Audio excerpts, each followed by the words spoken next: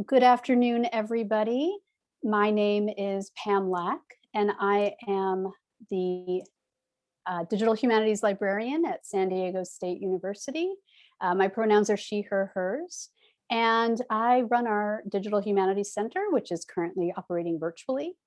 And I co-direct our campus-wide Digital Humanities Initiative, and I'm really happy to see several of our faculty here with us today. I'm going to put in chat several links that will carry us through the entire hour. And I would just ask that if you're not asking a question or responding to conversation, if you could just stay muted for the sake of the recording, that would be awesome. I want to begin, if I could advance my slides, with our SDSU land acknowledgement. For millennia, the Kumeyaay people have been a part of this land. This land has nourished, healed, protected, and embraced them for many generations in a relationship of balance and harmony.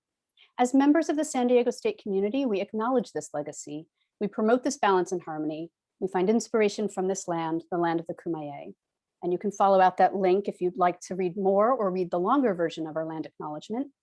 And if you are not part of San Diego State University, or if you're not in San Diego, I would invite you to put in chat where you're coming from and whose land you're occupying right now. And I'll just say with the caveat that I'll try as best as I can to monitor chat as we go, but it can be a little hard when running a Zoom, but I'll do my very best. Okay, before we dive in, I just want to welcome those of you who are new to the virtual Digital Humanities Center currently in my home. We are located in SDSU Library, the University Library, and we are the hub and home for our campus-wide DH initiative. We're a place to explore, experiment, and most importantly, to critique. So our DH initiative takes a critical stance towards digital technologies. So we're not, boosters for digital all the time. We support digital solutions and digital technologies when it makes sense. And we question the uneven and often unintended impacts of digital technologies. And as a result, if we were actually doing this workshop face-to-face, you would see that the DH Center is a flexible space that actually de-emphasizes technology and really favors human connection in the digital age. So we're really about human relationships more than technology. Throughout the pandemic, we've engaged in virtual programming, and you can explore future programs. We have several more this month, and you can also look at the videos and resources of all of our virtual programs that we've held this year. We basically have built an archive, and so that link is there for you. And that teachdh.sdsu.edu website, Teaching During Quarantine, this is a website I'm going to reference multiple times today. It's actually a website that the DH faculty, under the leadership of my co-director, Jessica Pressman, that we compiled over the summer very quickly to highlight the really incredible digital pedagogy work that's already happening and has been happening in this campus. Many of you in the room have contributed to this resource, and we've sort of continued to build it out to support the ongoing virtualization throughout the pandemic. Okay, so what do we expect for this workshop series? So this is a two-part series, but the two parts are largely decoupled. So today it's an introduction to DH pedagogy, some approaches, some tools, and getting ready to engage in digital DH pedagogy. And part two is going to be a deeper dive into assignment design with an emphasis on aligning your assignments to your student learning outcomes, scaffolding your assignment, and then assessing it. So today is going to be a little less hands-on. In 2 weeks, it will be much more hands-on. And all of the material that you could need for today is at this link, and I put it in chat, and I'll put it back in chat one more time. I'm actually just going to put all the links in.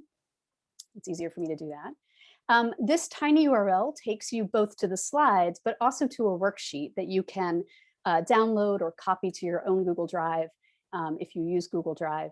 And it's really a great idea for you to grab those slides at some point because there's a lot of links embedded, resources, links to tools, links to examples, things like that. Okay, So to begin with, I want to just get a sense of who's in the room and why you're here. So I'm going to launch a poll. There's 2 questions, and just do your best answering these questions about whether and to what extent you've engaged in digital pedagogy for the humanities, or what we might call DH pedagogy. And if you've tried it, any barriers or obstacles that you've faced. The first question was supposed to be a single choice, and the second question is supposed to be multiple choice.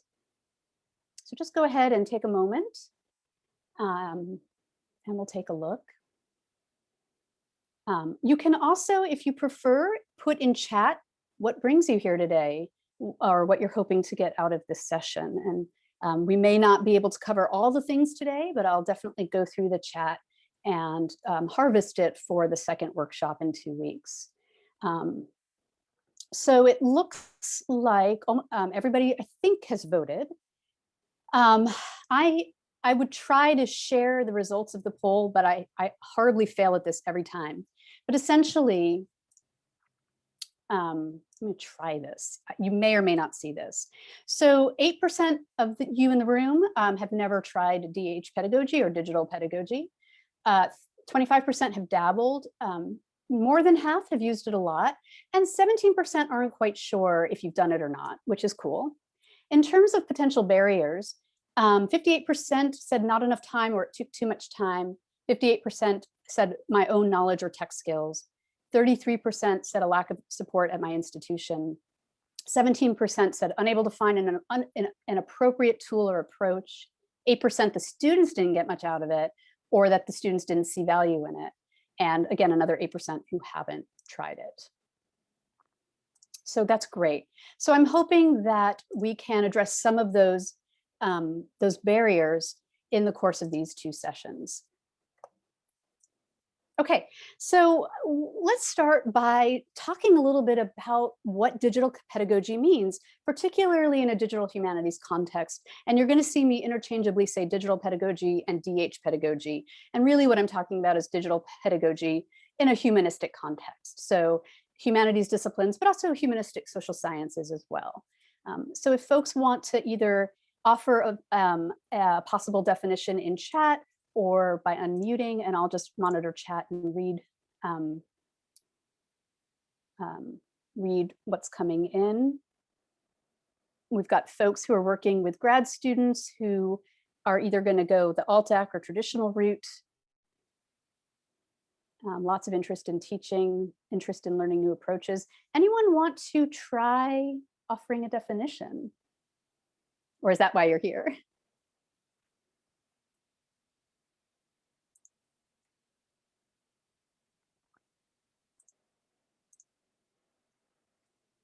Okay, I'll just go ahead in the interest of time.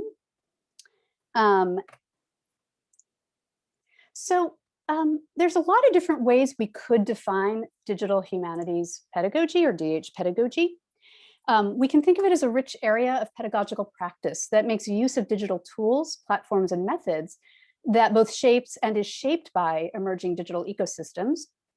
Some of these practices stem from the advent of new digital tools and methodologies in academic practice, while others stem from a larger global context, being in a globally networked world in which knowledge is created, shared, and remixed across digital networks. And others talk about digital pedagogy as resulting from calls to prepare students to live, work, and take political action in such a world. We can also think about it as a number of different approaches of what it means to teach in, through, and along with digital technology, and thinking of digital pedagogy as an approach rather than a thing, and something that is best understood through the multiple practices of its various participants.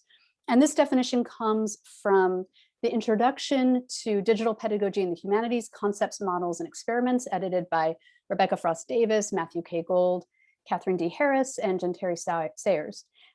This is an open access resource and text that was the preprint was released early in the pandemic, and it went officially live yesterday, although they still stick to that 2020 pub date. And I'll come back to this, this text quite a bit throughout the hour. Now, Davis et al. identify some key concepts in digital pedagogy, that it's a approach that's open, engages in openness, that requires collaboration. And I think not just student-to-student collaboration, but there's other kinds of collaboration involved as well. Definitely there should be an element of play and fun in that, but also practice, right? That it tends to be process-oriented and emphasize that practice. It should have an element of student agency and some aspect of representation of identity. And I've been thinking a lot about this, and I would add to this ethical purpose. And by ethical purpose, I mean a couple things. One is that we're engaging in digital pedagogy that makes sense for what we're trying to do in our classes. We're not just doing something because it's cool or it's flashy or it's fun. It certainly can be cool and flashy and fun, but it needs to have some larger purpose. And then similarly, or another definition that I would offer, or a way of explaining ethical purpose, is also the way in which the work that we engage in is anti-oppressive, is anti-racist, and tries to mitigate against unintended harm to our students. And we'll talk a little bit more about this throughout the hour. Now, if hopefully you're starting to see that there's no one way to engage in DH pedagogy or digital pedagogy, and there's no one right way. And it can occupy sort of a range of ways of doing this. So it can be an assignment, just one assignment in a class. It could be a whole module of a class. It could be a dedicated class. It can be, and often is, project-based, but not always. And there's a range of approaches, and this is just a sampling. It's not meant to be comprehensive, but you can engage in annotation like Chris does, and I think Chris is in the room, and different types of text analysis, visualizations of a broad range, mapping, network analysis, timelines, other kinds of data viz. Podcasting, and I'm seeing a lot more people engaging in podcasting with their students. And we've been developing a lot of resources about podcasting, including I've been sampling some, or gathering sample assignment assessments for podcasting. But there's other forms of digital storytelling as well, gaming, electronic literature, the use of things like Twine. Website creation is certainly a longstanding form of digital pedagogy, and blogging. And I think there's still plenty of people doing that, as well as digital exhibits and curation. And again, this is not meant to be a comprehensive list. A lot of folks are doing interesting work with social media as well. And you can see some of the examples broken down by category and tool in our Teaching During Quarantine website, which again features the work, sample assignments and sample student work related to some of these categories. And then the digital pedagogy and the humanities text, if you go to it, it's actually a remixable resource where you can create your own collection of assignments or resources that are tool-based or concept-based. I really encourage you to explore that, create an account. It's free, it's just run through Humanities Commons, and start exploring and building your own collections. Okay, I'm gonna walk you through one really quick example. Hopefully this will work. So this is the project website for an ongoing collaboration I've had with a history professor here at San Diego State, Dr. Elizabeth Pollard, to work in scaffolding digital humanities into one upper level history class, History 503, Ancient Rome. And the impetus for this came from Dr. Pollard's efforts to try to teach temporal and spatial thinking across a very vast swath of time and space. So the Roman Empire, or the history of Rome pre and post, not just the empire, spans a massive amount of time. And the empire spans a massive amount of space, from Ireland to India, I think, at its peak.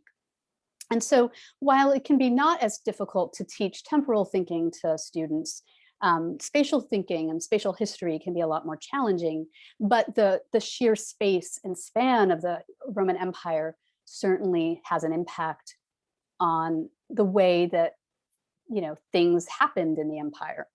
So what we did over the course of 2 semesters was we iteratively designed a set of digital interventions engaging in a process of micro scaffolding, where we started students in groups in very low stakes mini assignments or micro assignments, where we were teaching them simultaneously some building blocks for their digital projects and research skills. So they would have to do bibliographies, but code the bibliographies in HTML as a way to learn a little bit of HTML to use some of the tools. Now, these are tools that don't require HTML, but we really wanted to use the HTML to sort of make better quality projects. And over the course of the semester, we would get them working through these micro scaffolded assignments, and we would slowly build up their skills. And this website chronicles both iterations of the class, every tutorial we developed, every assignment we developed, the pre-test, the post-tests, the scholarly reflections, the feedback from students, the way that we experimented with the DH Center as an alternative learning space to engage in this kind of learning. And what you're seeing here is essentially the students would do these micro assignments, and then they would each group would contribute to a group project, first a timeline, then a story map, and that would build, and then they would build up to a final project that was solo. And you can see here's the assignment, which includes both the assignment itself, the reflection, and some of the tutorial pieces or tech pieces that we saw were sort of the most common issues. So we collaboratively developed this. And then we asked students to reflect on the process. We included this rubric, and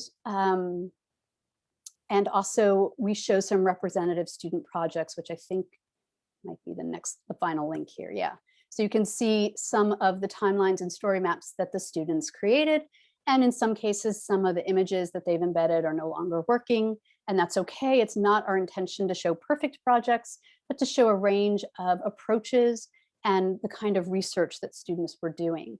And so we were scaffolding both the technology, the tools, and the research skills as a way for Dr. Pollard to teach spatial and temporal thinking across vast swaths of time and space, which can be a little bit harder than I'm a US historian, and teaching, a decade or maybe a century is a lot easier than, 1,000 years or however much time we want to consider as part of what ancient Rome means. So I'll just finish out this video just so you can see we also were trying to work on preserving the student work by having them turn in their data files so that if anything disappeared, we could recreate their work. The ways, again, that they used the DH Center. And our scholarly reflections, we've submitted parts of this project to different project handbooks. We've presented on it, we've published on it, and you can read all of it. It's all available, and that the link to this website is embedded in the slides. We also included a set of blog posts as we iterated between spring 2018 and spring 2019. We reflected on our own process and how we changed the process. Okay.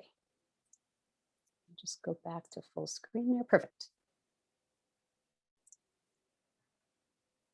Okay.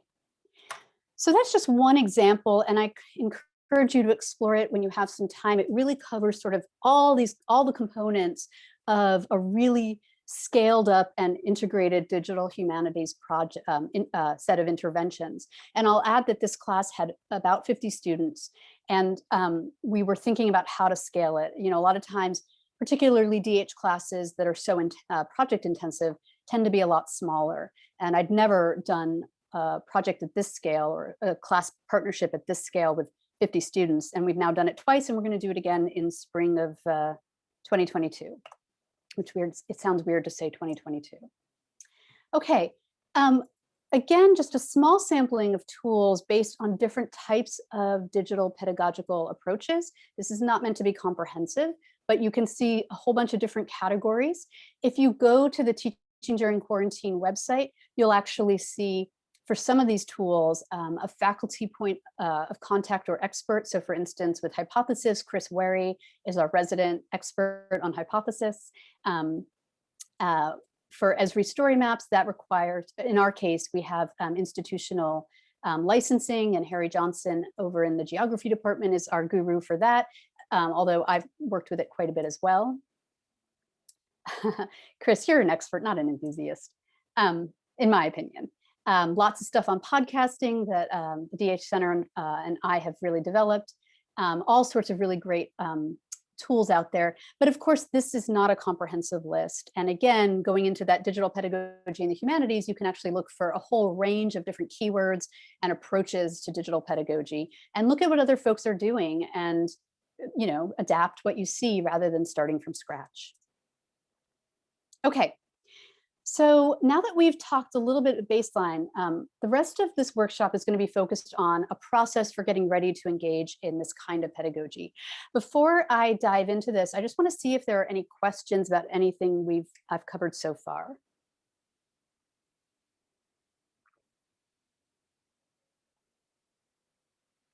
And feel free to raise your hand, put something in chat, or if you want to unmute yourself, that's fine too.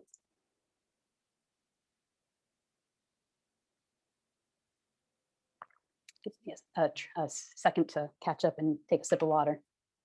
Okay, I'm not seeing anything just yet, so I'm going to keep going. But if any questions arise, just you know, raise your hand, unmute yourself, throw something in chat. Okay, so I like to think about this as there are 4 major areas to think through before undertaking DH pedagogy or digital pedagogy in another discipline.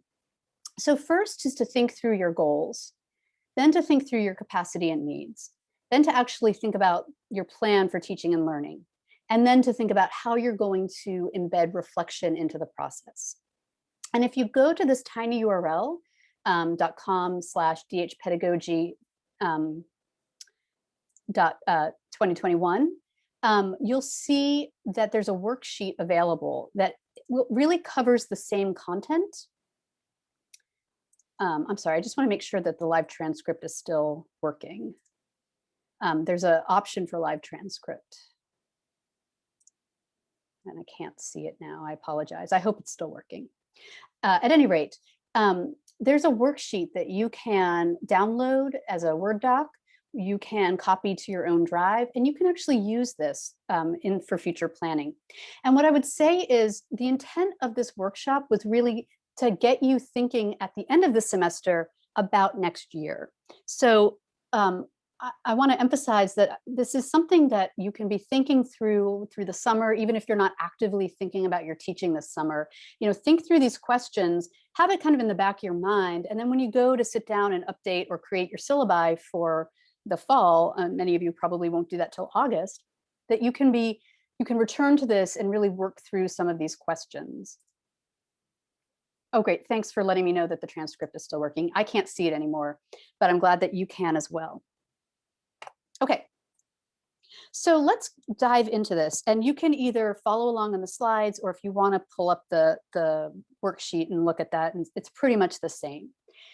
So in terms of articulating your goals, the first thing you want to do is articulate your motivations.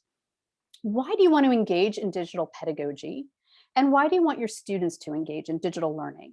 And it's really important that you are explicit about this and that you're transparent with yourself and with your students. What is the purpose of this?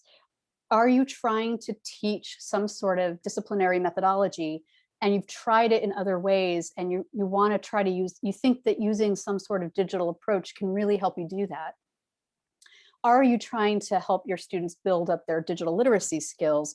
And if so, how does that align with your larger teaching philosophy and your student learning outcomes? It's really important that you think about those motivations.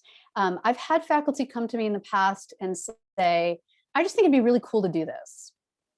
And that to me does not sound like a very thoroughly thought through motivation. There might be better motivations than this is cool, or I just generally think my students ought to know how to do X, Y, Z thing. All of those things are possible, but we need to really think about what's underlying those motivations. And then we need to think about what are your expectations, both for yourself and for your students. So in a perfect world, what is it that you want to happen by engaging in digital pedagogy? What do you want your students to come out with? And aligned with that is, what are your explicit student learning outcomes? And how does adopting a digital approach advance those student learning outcomes? And I'll just say, with very few exceptions, the tool itself is probably not an outcome. There are exceptions to that. So for instance, I think we've got folks from journalism and media studies here, and they teach things like PR and marketing, where learning the Adobe Creative Cloud can be an end unto itself for folks who are going into the marketing world, or for folks who are coming from more of the tech disciplines. Learning a particular coding language might actually be a learning outcome that's aligned with the program learning outcomes for a particular discipline.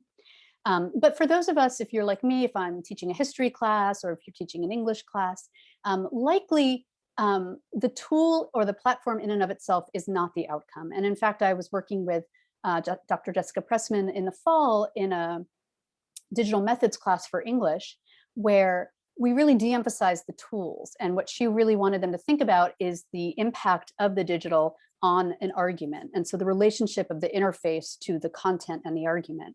And the students kept wanting to know specific tools. And we kept trying to emphasize that the learning outcome was actually not learning a specific tool. It was learning how to think about the digital and experiment with it, but not to learn a specific set of tools.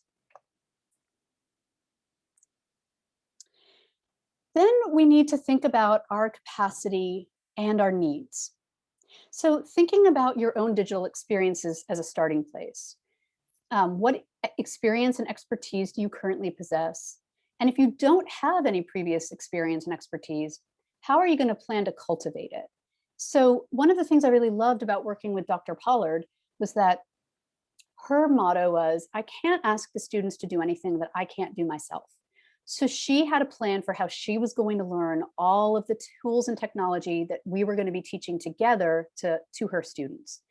And that was really great. She wanted to know how to do things. She wanted, before she even introduced it into the class. Now, we don't always have the time and capacity to do that, but it's really important to sort of know where we're starting from and think about how we are going to engage with that in the class, so that if, say, a problem arises or the students have a question, we can help navigate that. And that leads us to that capacity question. And I think it's really important to inventory your own capacity, given all of the things you've got going on. And I don't just mean, your other classes, how many preps you have, the size of your classes, how many new preps you have, but also your service requirements or your service obligations, your scholarly, your research agenda and the scholarship you're engaging in, as well as your life, right? So I think if, I would like to think that this year of the pandemic has made us be more thoughtful about all of the sort of things we're balancing, particularly for folks who have younger children at home and they've been navigating homeschooling during the pandemic. And I would like to hope that we keep that mindset post-pandemic. So thinking about all the things that we have going on, and realistically how much time we think we have, not just to develop a new assignment or a new module or a new class, but how much time we will have to actually put it into practice. And I would say that, as with doing just about anything with digital technologies, it's probably going to take a lot longer than you think or expect or plan. I have been a project manager for over a decade, and still I think, okay, I can do this thing in this amount of time, and it almost always takes more time. And partly that's because of unplanned issues with technology. Partly it's just having to go down some rabbit holes to figure things out. And partly it's just sort of the mental shift of going from analog to digital. So to that end, once you've done that inventory, I think it's really important to encourage yourself to scale down and start small. So you might have a really fantastic idea for a digital project for your students. And I would encourage you to not necessarily try to do all of that all at once, but to think about smaller interventions that you can make in incremental steps to make a bigger pedagogical innovation in the longer term. So maybe instead of one big digital project, you break it into some components. You try first part next semester, and then you add a component in the spring, and then another component in the next fall. Or maybe it doesn't work and you have to start over again. So really do encourage you to scale down to start and think about this as a bigger process. And then figure out what you have and what you need. And this can span a whole bunch of different things. So you might need particular kinds of content or materials or primary sources, whether digitized newspapers or digitized manuscripts. You might need access to certain databases. You might need specialized hardware or particular software. You might need a specialized learning space, and this is more relevant to the post-pandemic time, but you might not be able to do this kind of, you might not think you could do this kind of teaching in a conventional classroom. So you need to think about sort of what you need, what you have, and try to think about any anticipated costs, including potentially hidden costs. So that could mean, is there software that that you need that isn't free? How are you going to get it? How are your students going to access it?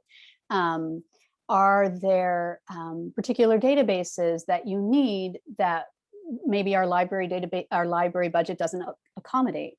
And think about then the barriers that there might be for both you and your students. And finally, I think it's really important to think about how you're going to determine your students' comfort and experience with digital technologies.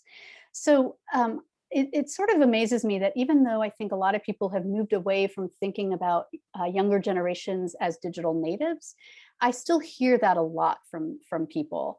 Oh, they just say, well, our students they're so much better at digital technology. They're so much more comfortable. They're always on their phones. They're always on social media. They should be able to do this. I have to play catch up to my students. And I would ask, how do we know that? And why do you think that? And so it's really important to understand where our students are coming from. Many students have not had that kind of lifelong exposure to technologies, whether for economic reasons or they grew up somewhere where there wasn't good broadband or something like that. Or they actively reject it. Maybe they're concerned about their privacy. Maybe they're concerned about surveillance. We don't know. And so it would be important to try to find that out. And, it's hard, you'd want to sort of get a sense of where your students are at the beginning of a semester. But of course, by that point, you've already planned your intervention. So I would encourage you to start asking your students now, even if they're not the students who are going to be in your classes when you engage in this kind of digital pedagogy, but start to get a sense of this. It's interesting that I think people had a lot of assumptions about student access and comfort with technology before the pandemic.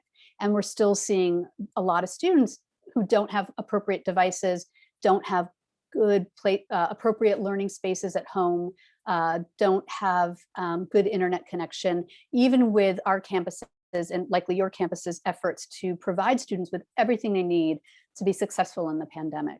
But let's never make assumptions about our students. Finally, think about what areas where you might need support. And this can come sort of twofold. Do you need some support in the classroom? So for instance, as the digital humanities librarian, I regularly come into folks' classroom, either one semester or ongoing, and help with some of the training, even provide help to students outside of class. So thinking about, what kinds of support you might need to actually engage in this instruction in real time in the classroom, and then whether your students might need someone other than you to help them outside of class. So I regularly meet with students to help them with their projects, but of course I'm only one person, and my time is not infinite as much as I would love it to be. And then think about how you're going to get that support and how you're going to plan to be mindful of the time and labor of those lending their support to your intervention and your students' success. So one thing you can do to think about that is to think about, again, your own experiences and expertise and building up your own skills so that you can answer frontline questions that your students have rather than send all of the questions to somebody outside of your class support. And that would be a way to be sort of mindful of the time and labor of the people who are supporting you in that class, whether it's a librarian or someone from Instructional Technology Services or someone from the Center for Teaching and Learning, or whatever resources you have at your institution. Another way to sort of be mindful of people's time and labor is to think very carefully through a lot of these questions and have a lot of your ideas articulated as best as you can, so that you have a really strong foundation for partnering with these folks to really engage in this kind of pedagogy in your class. Okay, so when you've done all that, you're ready to develop your teaching and learning plan. And you'll want to think through a particular method or set of methods, an approach or a tool or a set of tools, and thinking about how they align with your student learning outcomes. So almost never are you going to pick a tool and then figure out how you're going to like work that into your class. More likely you're going to you want to do a certain kind of assignment or a certain kind of module, and then find the tool that helps you meet that as best as you can, with the understanding that everything has a trade-off. So the easier to use tools that are free, that have low barriers of entry, are often not very customizable. They often might have hidden costs, like data collection policies that you might not be cool with. And that more customizable tools can be harder to learn and teach. And another thing to think about is that while most of the tools that I'm highlighting are free, not all of them can be run without access to a server, whether it's your own server, a library or a university server, or a third-party server or third-party hosting. None of those, that's not really free. You might not have to pay the cost out of pocket, but you might want to use a tool like Omeka. Omeka needs to be hosted somewhere. And if your institution doesn't support it, how are you going to use it? How are you going to find people who will help advocate for you to use a tool like that? So these links will take you to lots of different tools and examples and sample assignments to sort of spark your thinking about that. But again, you need to start with your learning outcome. Okay, you also want to think about the ethical concerns and potential unintended harm related to your approach. So there might be some hidden costs or not so hidden costs for your students to engage in this work. That could include surveillance risks. So for instance, the tools that I showed you in that ancient Rome class use Google authentication and run off of Google. And I've always been concerned about that, given that Google has certain kinds of data collection policies. Google is not necessarily concerned about privacy. A free tool never is actually free. It does come with some sort of cost. And I worry in particular about students who might be undocumented or dreamers and being subjected to potential surveillance risks. But also thinking about the challenges for students in balancing digital work with their other classes and their life responsibilities. I think increasingly our students are juggling a lot more than maybe I did when I was an undergrad, working many more hours than I worked, dealing with family care, other kinds of burdens, particularly during the pandemic, but I think we're going to see that even well beyond the pandemic. And thinking about, does this digital assignment create that much more work for my students, and how are they going to balance that? Similarly, am I asking folks to engage in group work, and what are the challenges of doing group work if students are being pulled in so many directions? Is it asking too much of them to try to work outside of class and coordinate their schedules when folks are working maybe 20 hours a week, maybe more, or they have to take care of people in their households or things like that? And then, are there issues with using resources that are behind paywalls? Even if your institution provides access to those, are there challenges for students accessing that content when they're not on campus? And again, those data privacy concerns. So I really encourage you to think about these possible unintended harms, and also think about the content of the assignment. Yeah, I've seen a lot of digital history projects, particularly in US history or the history of the Americas, that want to talk about the history of enslavement or the legacy of enslavement or the legacy of Jim Crow, and engage in, public facing visualization projects. And I often wonder, it's a great way for students to learn about this really complex history, but are we also causing unintended trauma? Are we replicating some of the systemic problems of racism in this country by visualizing these very difficult and complex systemic problems through things as simplistic as dots on maps? So things to think about too in terms of the content. And then thinking about how you might mitigate against some of those negative consequences. You might not actually see all of these consequences, but trying to get out in front of them and at least be transparent with your students about potential harms. I attended a digital pedagogy workshop several years ago where we talked about, the instructors talked about always providing alternative tools, maybe one that's easy, one that's intermediate, and one that's harder, and students can sort of have options. But also thinking about what kind of options are we providing our students to opt out? Or do we want the default to be everyone's opted out until they opt in? So thinking through some of those questions and sort of whether everyone has to do this or whether you can engage in some sort of digital pedagogy, but allow for sort of scaled engagement among your students, which might be harder to manage from a classroom management perspective, but might be more ethical for your students. And then finally, you want to make a plan to scaffold your learning. And in particular, thinking about how you're going to break down the learning into meaningful components to advance those learning outcomes.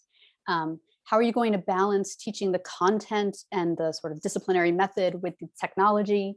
Because we can't assume that students have that technological background or understand, have that sort of digital literacy experience to understand, conceptually how coding works or how how algorithms drive social media or things like that. How are we going to emphasize process and encourage students to experiment and take risks? And that's going to lead to thinking about your assessment. So in developing or in adapting an existing rubric, you want to think about the weight of the process itself and how it weighs against whatever the product is if it's a digital assignment. So for instance, if you're assigning podcasting, to what extent does the quality of the editing matter versus the content that the student comes up with in terms of publicly engaged scholarship?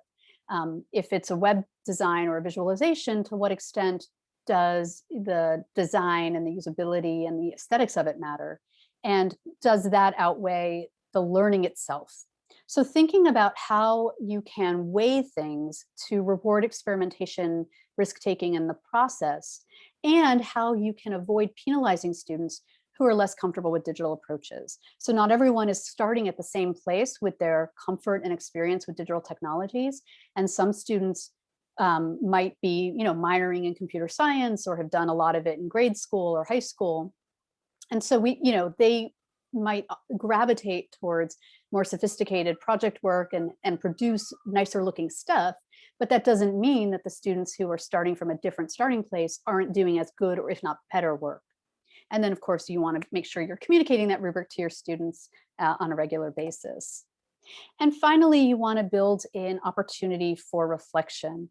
First and foremost, engaging students in reflecting on the process and listening to them. So asking them to share their experiences of engaging in digital learning so that you can determine whether the intervention is worth continuing, whether you need to change it significantly, or you should scrap it and move in another direction. And then preparing for your own process of refining and iterating. So we often talk about as we're teaching a class, oh, this didn't really work. I need to make a note of that so I can change it for next time. And I think this is all the more important when we're engaging in digital pedagogy, right? Thinking through what are the challenges with the tool or where are the areas where students are really struggling with this particular approach so that I can reintegrate that and better scaffold that next time. And with that ancient Rome class, we actually did that. In the first iteration, we didn't spend any time teaching HTML. And then we found that students really struggled with that. So then the second iteration, we did a lot of work with HTML and students did a lot better, but then we were spending a little too much time on that and not as much time on some of the content. So in the third iteration, I'm planning to make videos about HTML, and we can do a little bit more of a flipped class for the building blocks, and then spend the class time doing the working on the other approaches, the timeline and the other visualizations. Okay, so I'm just going to share a few resources with you. Again, grab the slides, they'll have all these links. These are many of these resources I've already shown you. The Teaching During Quarantine, my own LibGuide, which has a section just about teaching, as well as a whole bunch of different tools that are separated by category. That Digital Pedagogy in the Humanities, really fantastic. Definitely try to create your own account and start building your own collection. There's also a really great website from the University of Rochester, River Campus Libraries. They ran a summer-long digital scholarship pedagogy workshop series, I think last summer, and this website is really fantastic as well. There's also lots of really great books using digital humanities in the classroom. This book is not an open access book, but they have a free companion website built on Scalar. Visualizing Objects, Places, and Spaces, this digital project handbook. The first release was just about a year ago, and I believe a second release is coming out soon. And then Digital Humanities Pedagogy Practices, Principles, and Politics. This is just a little bit of scratching the surface. And just a couple other things. Again, this is a two-part workshop series. You're certainly not required to attend the second part, though I will be filming it, and you can always access the recording later. And this link that this link here, tinyurl.com, DH Pedagogy 2021, within 2 weeks, you'll see the materials for the second workshop. But for those of you who are planning to attend, the second part's going to be a little bit more hands-on. We're going to really focus on step 3 of the worksheet. So really focus on assignment design, aligning to your SLO, your student learning outcome, scaffolding, and assessment. So for those of you who are planning to come, what I encourage you to do is, one, bring an assignment that you're looking to revamp, or an assignment idea if you're starting from scratch, or if it's a module that you're working on, that's fine too. And then take a little time between now and April 23rd to work through at least the first 2 sections of the DH Pedagogy worksheet. So articulate your goals, your motivations, your capacity, your needs. Give a little thought to that, so that when you come back on April 23rd, you're a little bit more primed for some of the hands-on work. You'll have to register separately for that workshop, and that link is there, and I'll put it in chat in just a moment. And I'd also ask if folks could just take like 2 minutes, not even, and just provide a little bit of feedback on this workshop. I'll put that link in chat as well. And I just don't want to forget, but I want to encourage you to keep in touch. So if you're here at SDSU and you've got an idea for a class project or an assignment or a module, definitely reach out to me. We can brainstorm. We can do that over the summer or whenever you like. If you're not at SDSU, certainly you can always reach out to, if you have a digital humanities or digital scholarship librarian or instructional technology services, but you can also reach out to me as well. And I want to just emphasize or just point out that I always include a picture of my dog Ginny in my presentations, and I'm really excited to introduce a new pup who we've just we're fostering and will be adopting, I think, this weekend. So Ginny is the dog on either end, and the little pup in the middle is little Pablo Socks, who's a 3-month-old puppy that we're fostering, and we'll be adopting him probably officially this weekend. So I just really had to I had to introduce him in a formal way, because many of you who've come to DH Center events recognize Ginny, but this little guy is new. So I'm going to put a few links in chat. I'm also going to stop sharing and open up. I lost the thing. Sorry, I've lost. There we go. Open it up to conversation, questions, anything you want to share.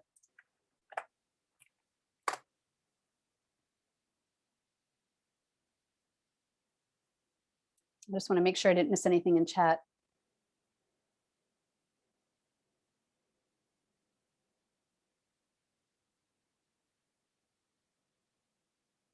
And I'm seeing, several of you are saying that that you sort of feel like you got in a little bit over your head with your instruction, it's never too late to try to engage in some of this work. If you are feeling a little overwhelmed or like you're in over your head, send me an email, and we can always talk about some strategies. And I see someone in the chat also mentioned the really fantastic series Debates in Digital Humanities, edited by Matthew Gold and Lauren Klein. There have been now, I think there's now a third version, a third edition of Debates in Digital Humanities. I think the first one was like 2015, maybe earlier. And what's lovely about the Debates in Digital Humanities series is they're all open access. You can obviously buy the book itself, and I actually like to do that. And they have a lot of different themes. So they have one on feminism. They've got one that just came out about 2 weeks ago in the Black Digital Atlantic. And the Debates in Digital Humanities series tends to integrate praxis, pedagogy, theory, method. It's sort of all in one. So there's always essays about pedagogy in that series. And in my LibGuide, I've linked out to many of those texts. So thanks for sharing that. So one question coming in, thanks. You mentioned how students might take these skills beyond college and into the workplace. I was focused on course assignments and hadn't given that a lot of consideration. Yeah, thanks, Jennifer, for that comment. It's certainly the case that a lot of this approach does lend itself to teaching these transferable skills. Although I would argue that we're always teaching transferable skills, we might just not be articulating how transferable those skills are, but the ability to find evidence, to interpret it, and to build an argument is highly transferable to many, many domains and work environments.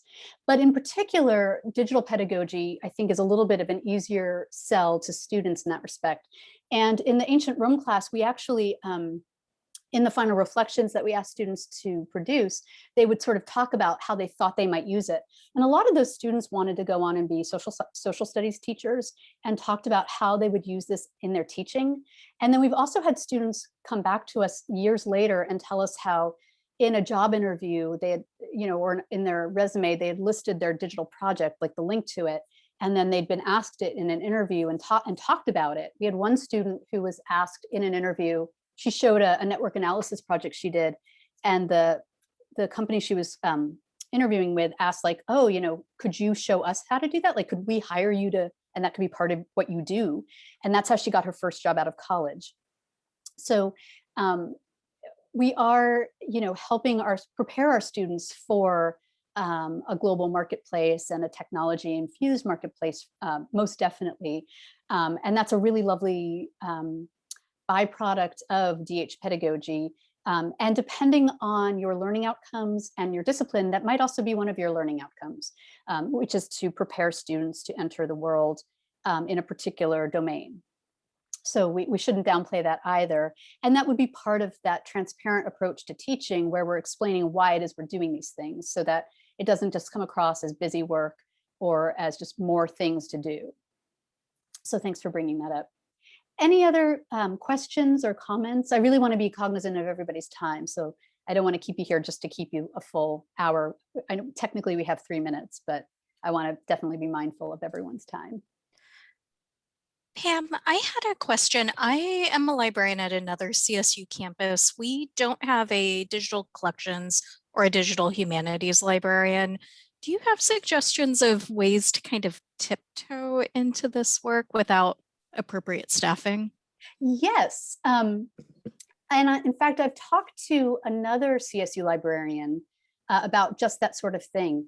I think maybe the best thing is for you to email me and we set up a one-on-one.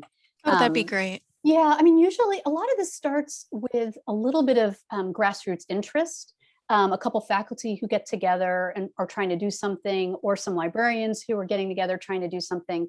And that's really how DH at SDSU started, well before my time. But it was faculty, my understanding is it was several faculty who were trying to engage in some digital pedagogy and were hitting some barriers based on our infrastructure at the time. And they formed sort of a working group to explore these issues. And it led to what is now a very formalized initiative with a dedicated space, dedicated staff, and plans to continue growing. Oh, thanks so much, Chris. I think especially when you have people sort of exploring and engaging in these informal ways, that can lead to more formal things. But I would be happy to chat with you. So definitely send me an email and we'll set up a time. I'll do that. Thank you. Awesome. Thank you. Other questions or any comments or anything anyone wants to add before I stop the recording?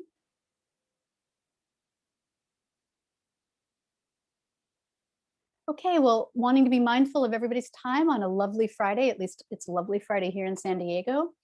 I'm going to thank you all for spending this hour with me. I hope to see you in 2 weeks, but no pressure if you can't make it. Don't worry about it. I'm always available. Well, not all the time, always, but I'm here and available to answer questions or to chat with you or brainstorm with you. So in the meantime, I hope you stay safe. I still hope you stay healthy. If you haven't yet, I hope you get your vaccination. And I look forward to someday seeing y'all in person. So have a great weekend.